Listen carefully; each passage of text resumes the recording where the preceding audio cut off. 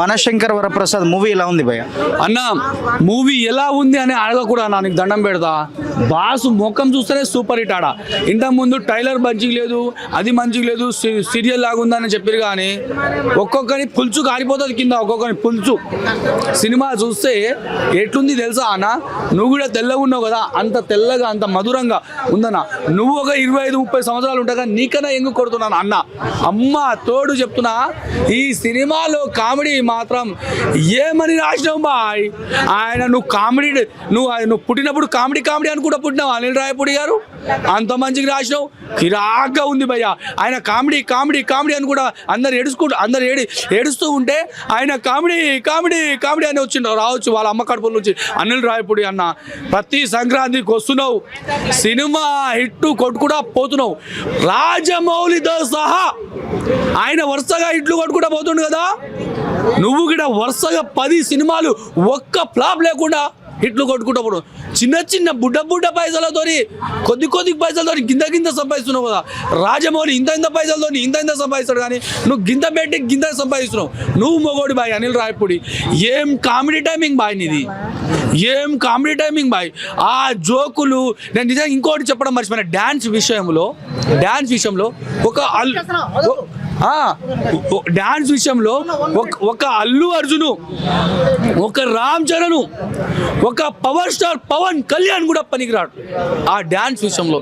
ఆ యాక్టింగ్ విషయంలో కూడా తెలుగు ఇండస్ట్రీ యువ హీరోలు ఎవ్వరు పనికిరారు భయ్యా, ఇంక్లూడ్ మా పవర్ స్టార్ పవన్ కళ్యాణ్ బాస్తో కలిపి.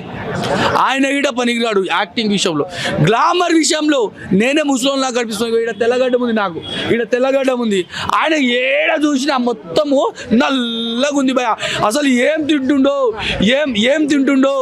ఏం తాగుతుండో నాకు అర్థం కాదు. కానీ చిరంజీవి సార్ నీ కాలు మొక్తా, నాకు ఇప్పటికీ పెళ్లి కాలే, ఏం తింటున్నావు జర సిగరెట్ చెప్పు, నేను కూడా తిని మంచిగా ఈ బొర్ర తగ్గించుకొని పెళ్లి చేసుకుంటా, పెళ్ళి అయితే నీ కాలు మొక్తా.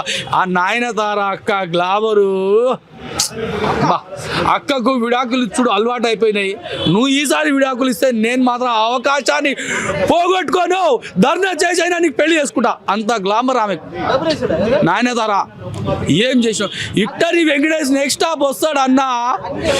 చిరంజీవి గారు ఫస్ట్ హాఫ్ నుంచి సెకండ్ హాఫ్ వరకు ఎట్లా లేపుకొచ్చిండో, ఫస్ట్ హాఫ్ నుంచి సెకండ్ హాఫ్ వరకు ఎట్లా లేపుకొచ్చిండో సినిమాని. మన వెంకటేష్ గారు రాగానే లాస్ట్ హాఫ్ అన్ అవర్ మాత్రం నెక్స్ట్ లెవెల్ భయ్యా. అద్రిపోతుంది కామెడీ మాత్రం. ఆ ఫైట్లు, ఆ డ్యాన్సులు నెక్స్ట్ లెవెల్ సూపర్. నిజంగా యువ హీరోలు నేను ముఖ్యంగా ఏం చెప్తున్నా అంటే, ముఖ్యంగా ఫ్యామిలీ వాళ్ళు ప్రతి ఒక్కరు పిల్ల జల్ల తాత ముత్తాత ఇంకో వాళ్ళందరినీ ఎవరికి ఏం కావాలో వాళ్ళు. ఇందులో సినిమా స్టోరీ మాత్రం పెద్దగా లేదు బ్రదర్. సినిమా స్టోరీ మాత్రం రెగ్యులర్ కంటెంట్. ఇందులో స్టోరీ ఒక భార్య భర్తలు ఈడిపోతారు కదా భయ్యా. పిల్లల చిన్న పొరగాల భవిష్యత్తు ఏమైపోతుందిరా? మీరు ఇడిపోతే గాడిద ముండా కొడుకుల్లారా, ఏమైపోతారా? ఇడిపోకుండా కలిసిమెలిసి ఉండండి. ఫ్యామిలీ అన్నప్పుడు గొడవలు వస్తుంటాయి, అవి వస్తుంటాయి కామను. ఎట్లా కలిసిపోయి బండిని సాగదీయాలో అదే సినిమా స్టోరీ కథ.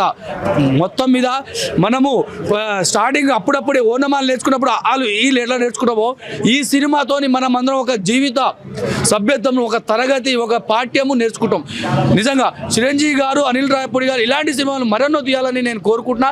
ఇలాంటి సినిమాలు సమాజానికి ఉపయోగపడే సినిమాలు. కొందరు ముద్దు పెట్టుకునే సినిమాలు తీస్తారు, ఈ మన ఏమంటారు అట్లా సాపుకునే అట్లాంటి సినిమాలు వద్దు. ఇలాంటి సినిమాలు చూడండి. బాస్ నన్ను ముద్దు పెట్టాలి అనిపించుకుంటుంది. మా బాస్ సినిమా చూడండి, ఎందుకంటే ప్రతి ఒక్కరికి ఉపయోగపడాలి. ఎందుకంటే ఇప్పుడు నేను ఇంకోటి యువత చెడిపోతుందన్న.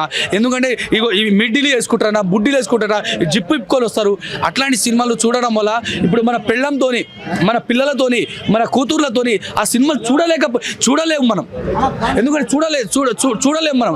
ఎందుకంటే ఆడ బూతు డైలాగ్ వేస్తుంటాడు ఆడ. మనశంకర వరప్రసాద్ సినిమా కల్చర్లో వెళ్దాం, ఇంకా బూతు సినిమా కల్చర్లో వెళ్ళాం అనుకో అమెరికా కల్చర్ రావాల్సి వస్తుంది. దయచేసి ఇలాంటి సినిమాలు తీసి మనం అందరము కంట్రోల్ ఉందాం, పిల్లలను కాపాడుకుందాం, మన ఫ్యామిలీని కాపాడుకుందామని నేను కోరుకుంటున్నా. ఈ మధ్యకాలంలో కొంతమంది ఒక మగోడిని వదిలిపెట్టి ఇంకో మగోడి దగ్గర పోతుంది. అట్లాంటి పోకండి. మొగోళ్ళు ఒకడే ఉండాలి. ఈ సినిమా బాస్ తెలుగు ఇండస్ట్రీకి ఒకడే ఉండాలి. మన పిల్లలకు మొగోడు ఒకడే ఉండాలి. ఈ మధ్యకాలం రెండు పెళ్లి చేసుకున్నారు, అట్లాంటి చేసుకోకూడదనే ఈ సినిమా కథ. జై జై పిఎస్పీకే, జై power star Pawan Kalyan. Thank you.